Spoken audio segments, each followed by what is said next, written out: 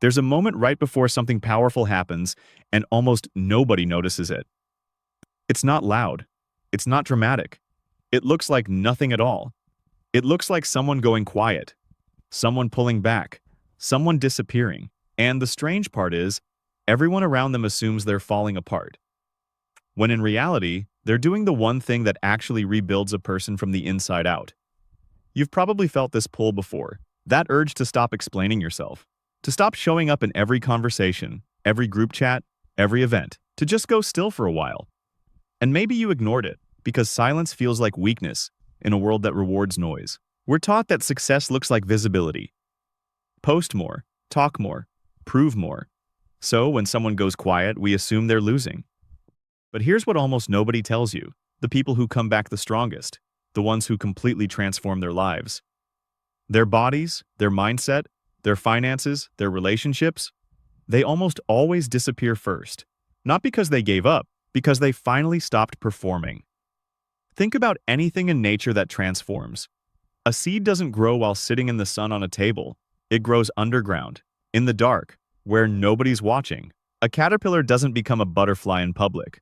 It disappears completely inside a cocoon, dissolves into something unrecognizable, and only reappears once the transformation is complete. Nature never rebuilds in front of an audience. So why do we expect ourselves to? Psychologists have a term for something close to this. It's called strategic withdrawal, and it shows up again and again in people who go through major personal growth. When life gets overwhelming, or when someone finally decides they want a different version of themselves, the nervous system often pushes them towards solitude. Not isolation out of fear, but a natural pull toward quiet, because the brain needs space to process, reset, and rebuild without constant input from the outside world. And this is where most people get it wrong. They think disappearing means giving up on life, canceling plans, muting notifications, saying no more than usual. It looks like retreat. But underneath that retreat, something else is happening. The mind is finally getting quiet enough to hear itself think. You start noticing thoughts you were too busy to notice before. You start feeling emotions you'd been outrunning for months, maybe years. It's uncomfortable. It's supposed to be. Here's a simple truth about human behavior. You cannot rebuild a house while people are still living in it. You have to clear it out first. Same with your mind. You cannot build new habits, new confidence, a new identity, while you're still performing the old version of yourself for everyone watching. Disappearing gives you permission to stop performing. And once the performance stops, the real work can finally begin. Let's talk about what actually happens during this quiet phase. Because it's not passive. It's some of the most active internal work a person will ever do. First, there's a stripping away. You start noticing which habits were never really yours. They were just inherited from people around you.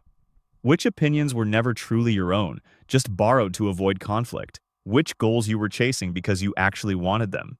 And which ones you were chasing because you were scared of what people would think if you didn't.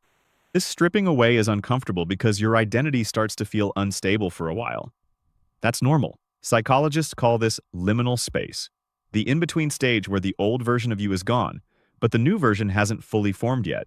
Most people panic here and rush back to noise, back to distraction, back to the comfort of being seen, because sitting in that unfinished in-between feeling is one of the hardest things a human can do. But if you can sit in it without running, without numbing it with scrolling or overworking or constant socializing, something shifts.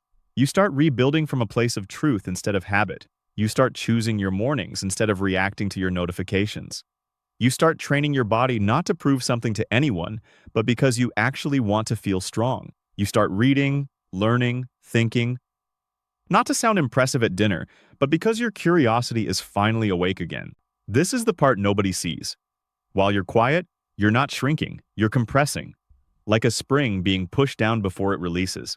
All that energy that used to leak out through constant talking, constant explaining, constant seeking approval, it starts collecting instead.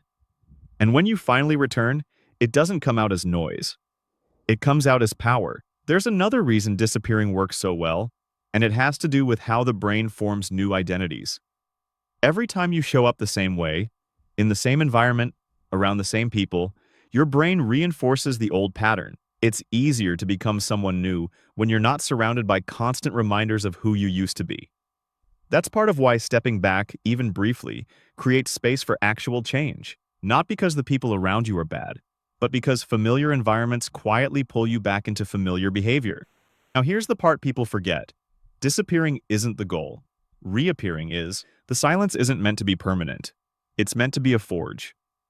You go quiet, not to escape life, but to come back into it as someone who no longer needs constant validation to feel steady. Someone who has already sat with their own thoughts long enough to trust themselves again.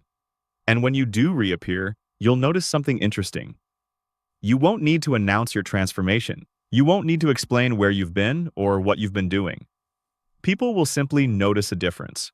A calmness in how you speak, a steadiness in how you carry yourself, a quiet confidence that doesn't come from proving anything, but from finally knowing who you are without an audience.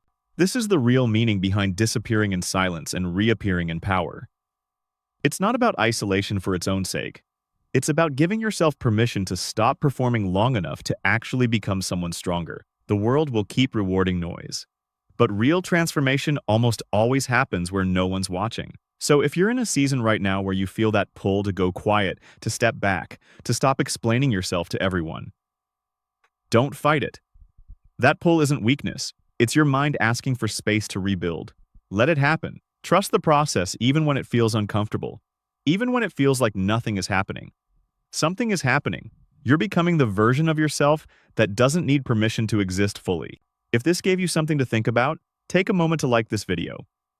And if you want more honest conversations about psychology, growth, and becoming your strongest self, subscribe to the channel so you don't miss what's coming next. And before you go, I want to ask you something.